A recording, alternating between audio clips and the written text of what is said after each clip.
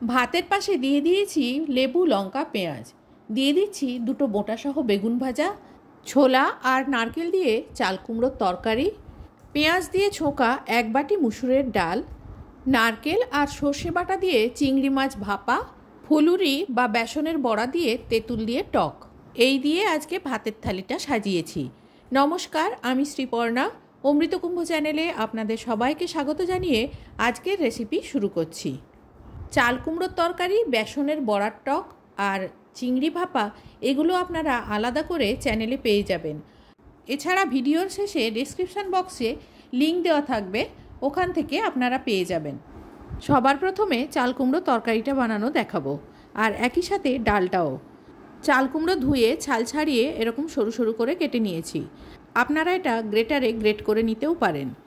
3-4 বার জল পাল্টে মুসুর ডাল ধুয়ে নিয়ে আধ ঘন্টা জলে ভিজিয়ে রেখেছিলাম। তারপর দিয়ে দিচ্ছি এতে পরিমাণ মতো নুন, আর দিয়ে দিচ্ছি গুঁড়ো হলুদ।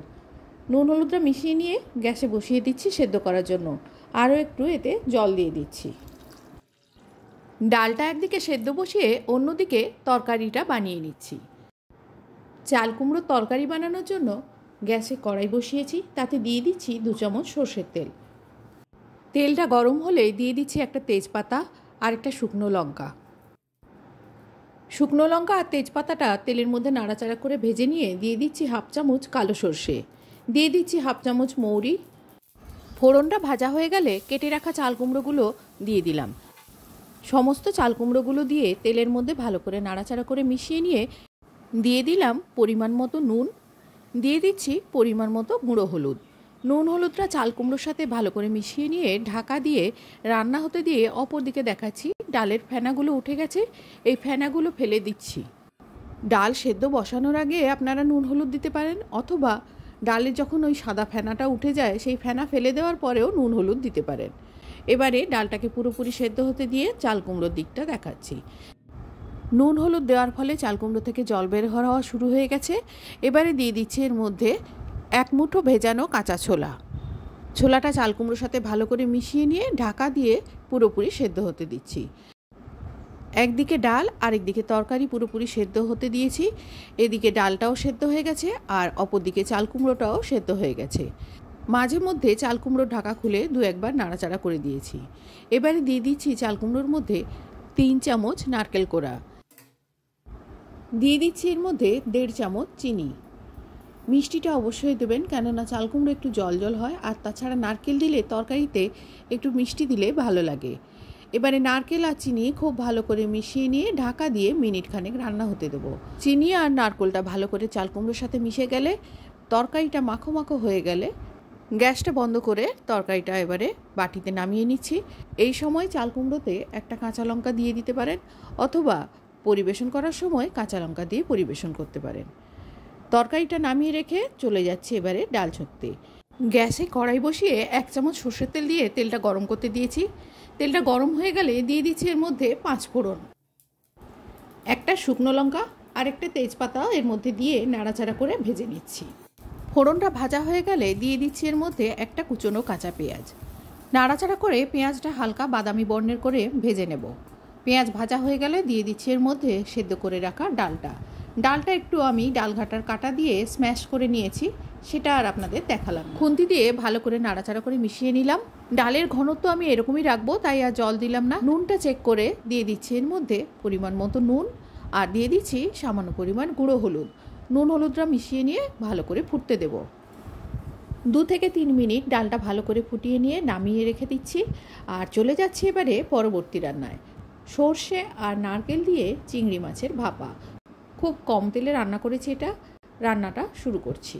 চিংড়ি ভাপা বানানোর জন্য প্রথমে একটা টিফিন বক্সে নিয়েছি 3 চামচ নারকেল কোড়া, দিয়ে দিচ্ছি সর্ষে বাটা। সাদা আর কালো 2 রকম সর্ষে কাঁচা লঙ্কা আর নুন দিয়ে বেটে দিয়েছি।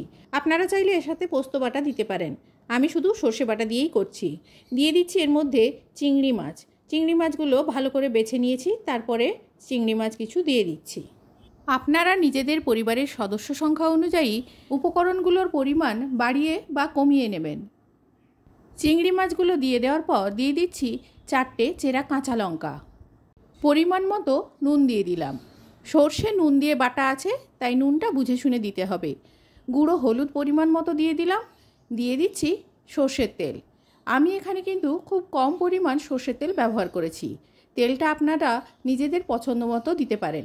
যত তেল দেবেন তত বেশি দেখতে সুন্দর হবে। আর এতে গুঁড়ো লঙ্কা ইচ্ছে করলে ব্যবহার করতে পারেন, ঝালটা নিজেদের পছন্দ মতো। এবারে একটু জল দিয়ে দিলাম। ভালো করে আগে মিশিয়ে দেখে নিচ্ছি জলের পরিমাণটা আর লাগবে কিনা। ভালো করে মেখে নেওয়ার পর দেখছি আর একটু জল দিতে হবে, তাই আর একটু জল দিয়ে দিচ্ছি। এই পর্যায়ে জলের পরিমাণটা একেবারে ঠিকঠাক আছে, কিন্তু আমি একটু ঝোল চাইছি, একটু পাতলা খেতে চাইছি, তাই আরেকটু জল দিয়ে দিলাম। আপনারা একটু গ্রেভিটা ঘন চাইলে ঘন রাখতে পারেন, সেটা নিজেদের পছন্দ মতো। এখানে আরও একটা ইনগ্রেডিয়েন্টস দেওয়া বাকি, সেটা আমি সব শেষে দিয়ে দেখাচ্ছি। প্রথমে আমি এটাকে মাখিয়ে নিচ্ছি, মাখিয়ে দেখাচ্ছি এটা কেমন লাগছে। এবারে শেষ উপকরণটি দিচ্ছি, যেটি দিলে এটির টেস্ট অনেক গুণ বেড়ে যাবে। সেটা হলো 1 চামচ চিনি। ঝাল যখন বেশি হবে তখন একটু চিনি দিয়ে দিলে নুন ঝাল সব কিছু অ্যাডজাস্ট হয়ে যাবে। মাছ আর মশলার সাথে চিনিটা ভালো করে গুলিয়ে নিচ্ছি। চিনিটা ভালো করে মিশে গেলে ঢাকা দিয়ে টিফিন বক্সটা রাখছি। আর এদিকে গ্যাসে একটা পাত্রে জল বসিয়ে দিয়েছি। জলে বুদবুদ ওঠা শুরু হয়ে গেছে। এবারে আমি বক্সটা বসিয়ে দিয়ে একটা ঢাকা দিয়ে দিচ্ছি। এবারে এই বক্সটা জলের মধ্যে 25 থেকে 30 মিনিট আমি ফুটিয়ে নেব। ততক্ষণ আমি কোনো রকম ঢাকা খুলব না। জলটা টিফিন বক্সের ঢাকার যাতে অনেকটা নিচে থাকে সেটা খেয়াল রাখতে হবে। জল ফোটা শুরু হওয়ার পরে আপনাদের একটু ঢাকা খুলে দেখাচ্ছি যে জলটা ফোটা শুরু হয়ে গেছে। আধ ঘন্টা পর গ্যাসটা অফ করে দিয়েছিলাম। তারপর টিফিন বক্সটা ঠান্ডা হওয়ার পর খুলে আপনাদের দেখাচ্ছি কীরকম হয়েছে দেখতে। আপনারা নিশ্চয়ই খেয়াল করেছেন আমি সর্ষের তেলের পরিমাণটা অনেক কম দিয়েছি। আপনারা চাইলে তেলের পরিমাণটা বাড়িয়ে দিতে পারেন, আর শেষে একটু কাঁচা তেলও দিতে পারেন। চিংড়ি ভাপা বানাতে বানাতে অপর গ্যাসে আমি বেগুন ভাজাটা করে নিয়েছিলাম। একটা বেগুন ভালো করে ধুয়ে নিয়ে লম্বা করে 4 ফালি বোটাসহ কেটে নিয়েছি, নুন হলুদটাও মাখিয়ে নিয়েছি। বেগুনের বোটার কাছে যে পাতলা অংশটা থাকে সেই অংশটা গোল করে কেটে বাদ দিয়ে দিয়েছি। গ্যাসে কড়াই বসিয়ে সর্ষের তেল গরম করতে দিয়েছি। তেলটা যখন খুব ভালো করে গরম হবে বেগুনের ছালের দিকের অংশটা তেলের মধ্যে ছাড়তে হবে। এই পদ্ধতিতে বেগুন ভাজলে বেগুন ভাজার জন্য তেল অনেকটাই কম লাগে। সবকটা বেগুন এইভাবে ছালের দিক করে ছেড়ে দিয়ে ঢাকা দিয়ে 30 সেকেন্ড মতো রান্না হতে দেব। এরপরে আর ঢাকা দেব না। 30 সেকেন্ড পর ঢাকা খুলে একটা একটা করে বেগুন উল্টে দেব। এইভাবে বেগুন কাটলে দুটো খোলা দিক আর একটা ছালের দিক, 3টে দিক পাওয়া যায়। তাই আমাকে দুবার করে বেগুনগুলো উল্টে নিতে হবে। বেগুনগুলো সব উল্টে নেওয়ার পর আপনাদের দেখাচ্ছি কতখানি তেল বেরিয়েছে। বেগুন ভাজা হয়ে গেলে একটা পাত্রে তুলে রেখে আমি পরবর্তী রান্নায় চলে যাচ্ছি। পরবর্তী রেসিপি বেসনের বড়ার টক, বা এটাকে ফুলুরির টকও বলতে পারেন। তেঁতুল দিয়ে এই টক সম্পূর্ণ নিরামিষ। আসুন রেসিপিটি শুরু করা যাক। প্রথমে একটা বাটিতে নিয়ে নিয়েছি 1 কাপ বেসন, দিলাম সামান্য পরিমাণ নুন, দিয়ে দিচ্ছি গুঁড়ো হলুদ, দিচ্ছি লঙ্কা গুঁড়ো।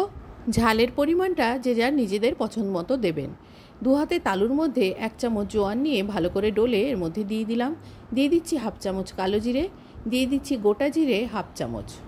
জিরে ধনে মৌরি শুকনো লঙ্কা ড্রাই রোস্ট করে গুঁড়ো করে নিয়ে একটা মশলা বানিয়েছিলাম। ভিডিওটি যাতে দীর্ঘায়িত না হয় সেই জন্য আমি মশলার রেসিপিটা দেখালাম না। সেই মশলা দিয়ে দিয়েছি এর মধ্যে 1.5 চামচ। 2টো কাঁচা লঙ্কা ছোট ছোট করে কুচিয়ে নিয়েছি, সেই কাঁচা লঙ্কা কুচি আমি দিয়ে দিচ্ছি। এবারে অল্প অল্প জল মিশিয়ে একটা ব্যাটার তৈরি করতে হবে। চপ বেগুনি বা পকোড়া ভাজার সময় যে কনসিস্টেন্সির ব্যাটারটা তৈরি করি তার থেকে এটা কিন্তু ঠিক হবে, তাই জল কিন্তু খুব সাবধানে দিতে হবে। প্রথমে অল্প জল দিয়ে মেখে নেওয়ার পরে যেরকম প্রয়োজন হবে জল দিতে হবে। টক বানানোর জন্য যে ফুলুরি বা বড়াটা তৈরি করছি এর ঘনত্বটা খুবই ইম্পর্টেন্ট। পাতলা হলে চলবে না, সেই জন্য খুবই সাবধানে এটাকে তৈরি করতে হবে। জল মেশানোর পরে যে ঘনত্বটা তৈরি হবে সেই ঘনত্বটা আপনাদের দেখাচ্ছি। দেখুন এই ঘনত্বে আমি আর জল মেশাবো না। এবারে এটাকে ভালো করে ফেটিয়ে যেতে হবে। মিনিট 2-3 ফেটানোর পরে এরকম কনসিস্টেন্সিতে ব্যাটারটা এসছে। ঠিক এই ঘনত্বে ব্যাটারটাকে আনতে হবে। আবারও বলছি ব্যাটারের ঘনত্বটা এখানে খুবই ইম্পর্ট্যান্ট, তাই ব্যাটারটা ভালো করে লক্ষ্য রাখবেন। ব্যাটারটা একেবারে রেডি। এবারে আমি এর মধ্যে দিয়ে দিচ্ছি 1 পিঞ্চ খাওয়ার সোডা। এক চিমটিতে ঠিক যতটা খাওয়ার সোডা ধরে ঠিক সেই পরিমাণ আমি 1 কাপ বেসনের জন্য খাওয়ার সোডা দিলাম। এবারে খুব হালকা হাতে খাওয়ার সোডাটা মিশিয়ে নিতে হবে। এই সময় আর খুব বেশি ফেটানো যাবে না, জাস্ট মেশালেই চলবে। মিডিয়াম ফ্লেমে গ্যাসে একটা কড়াই বসিয়ে সর্ষের তেল গরম করতে দিয়েছি। পকোড়া আমি শ্যালো ফ্রাই করব, সেই জন্য অল্প পরিমাণ তেল দিয়েছি। আপনারা ডিপ ফ্রাই করতে চাইলে বেশি পরিমাণ তেলে এটা ডিপ ফ্রাই করে নিতে পারেন। তেলটা খুব ভালো মতো গরম হলে বেসনের ব্যাটার থেকে 1 চামচ করে বেসনের গোলা তুলে দিয়ে দেব কড়ার মধ্যে। এই কাজটা আপনারা হাতেও করতে পারেন। আমি চামচ দিয়ে 1 চামচ করে গোলা দিয়ে দিচ্ছি। চামচে দেওয়ার সময় ছোট বড় যে কোনো সাইজ হতে পারে। যারা হাতে দেবেন তারা হয়তো হাতে সবকটা একই মাপের দিতে পারবেন। আর এখনই ওপরটা প্লেন করার দরকার নেই। এক পাশটা ভাজা হয়ে গেলে যখন আরেকটা পাশ উল্টাবো তখন উল্টে দিলেই ও পাশটা প্লেন হয়ে যাবে। কাজেই এমনি একটা করে গোলা দিয়ে দিলেই চলবে। বড়াগুলোর এক পাশ ভাজা হয়ে গেলে একটা একটা করে উল্টে দিচ্ছি আর ওপরটা চেপটে দিচ্ছি। এইভাবে সবকটা বড়া উল্টে নিয়ে ওপরে চেপে দিলাম যাতে আরেকটা দিকও প্লেন হয়ে যায়। সবকটা বড়া উল্টে দেওয়ার পর এ পাশটাও ভালো করে ভেজে নেব। তারপর সবকটা বড়া তুলে রেখে দেব একটা প্লেটের মধ্যে। উল্টে পাল্টে এইভাবে সবকটা বড়া আমি ভেজে নিচ্ছি। আমি যে কটা বড়া ভেজেছি এই কটা বড়ারই আমি টক বানিয়ে দেখাবো। বড়াগুলো সব তৈরি হয়ে গেছে। এরকম সোনালি করে বড়াগুলো ভেজে নিয়েছি। বড়াগুলো খুব বেশি ঠান্ডা হতে দেব না, হালকা গরম অবস্থাতেই একটা ছুরির সাহায্যে কেটে নেব। প্রত্যেকটা বড়া মাঝামাঝি করে এরকম কেটে নিলে এর মধ্যে টকটাও ভালো করে ঢুকে যাবে আর ভেতরটা খুব জুসি হবে, খেতেও খুব সুন্দর হবে। তাই প্রত্যেকটা বড়াই এইভাবে মাঝামাঝি কেটে নিচ্ছি। আর দেখুন একটা বড়া কেটে আমি দেখাচ্ছি, ভেতরটা বেশ ফাঁপা আর ভেতরটা হালকা আঁচে রান্না করার জন্য খুব ভালোভাবে রান্নাও হয়ে গেছে। ভালোভাবে ভেতরটা বেক হয়ে গেছে আর জালিদারও আছে। কাজেই এই বড়াগুলো যখন টকের মধ্যে ফোটানো হবে ভেতরটা টক স্বাদও খুব ভালো মতো চলে যাবে। সেই জন্যই বড়াগুলো মাঝামাঝি করে কেটে নিচ্ছি। আবারও বলছি, এগুলো হালকা গরম অবস্থাতেই কেটে নিতে হবে, ঠান্ডা হয়ে গেলে শক্ত হয়ে যাবে। এবারে এইভাবে প্রত্যেকটা বড়া কেটে নেওয়ার পরে আমি চলে যাব টক রান্নাতে।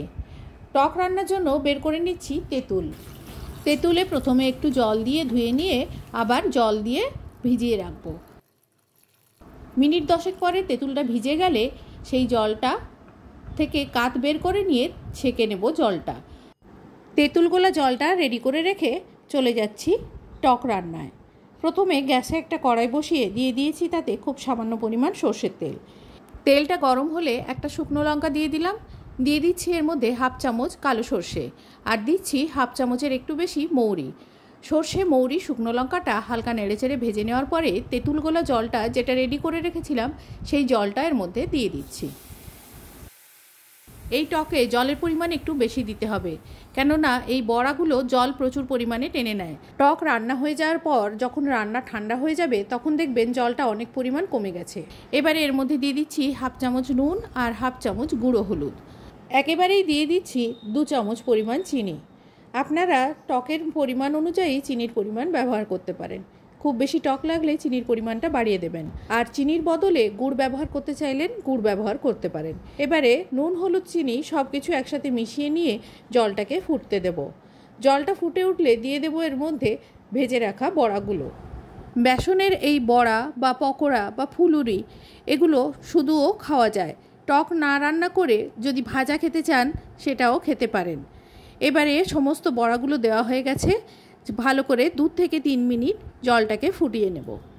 মিনিট 3 ফুটিয়ে নেওয়ার পর দেখুন বড়াগুলো অনেকটাই ফুলে গেছে। এবারে দিয়ে দিচ্ছি এর মধ্যে ভাজা জিরে গুঁড়ো। যেহেতু বড়া তৈরির সময় সেই ভাজা মশলা দিয়েছিলাম তাই এখন আর ভাজা মশলা দিলাম না। এখন শুধুমাত্র ভাজা জিরে গুঁড়োটা দিয়ে আমি গ্যাসটা অফ করে দিচ্ছি। গ্যাস অফ করে দেওয়ার পরে জিরে গুঁড়োটা ভালো করে মিশিয়ে নিয়ে একটা বাটিতে ঢেলে পরিবেশন করে দেখাচ্ছি। এই টক গরমের দুপুরে বা যে কোনো সময় খেতে কিন্তু খুবই ভালো লাগে। টক নামিয়ে রেখে এবারে থালিটা পরিবেশন করছি। ভাতের থালায় দিয়ে দিয়েছি 1 বাটি ভাত আর দিয়েছি একটা লেবুর টুকরো, একটা গোটা কাঁচা পেঁয়াজ যেটা টকের সাথে খেতে খুব ভালো লাগবে, আর দিয়েছি একটা কাঁচা লঙ্কা, বোটা সহ বেগুন ভাজা দিয়ে দিলাম। দিয়ে দিচ্ছি ছোলা নারকেল দিয়ে চাল কুমড়োর তরকারি, মুসুরের ডাল, নারকেল সর্ষে বাটা দিয়ে চিংড়ি মাছের ভাপা, আর দিচ্ছি ফুলুরি বা বেসনের বড়ার টক। এই দিয়ে আজকে ভাতের থালিটা পরিবেশন করছি। আজ এই পর্যন্ত। দেখা হবে অন্য কোনো দিন অন্য কোনো রেসিপিতে। ততদিন পর্যন্ত সবাই ভালো থাকবেন, সুস্থ থাকবেন এবং আনন্দে কাটাবেন। ভিডিওটি শেষ পর্যন্ত দেখার জন্য সবাইকে অসংখ্য ধন্যবাদ।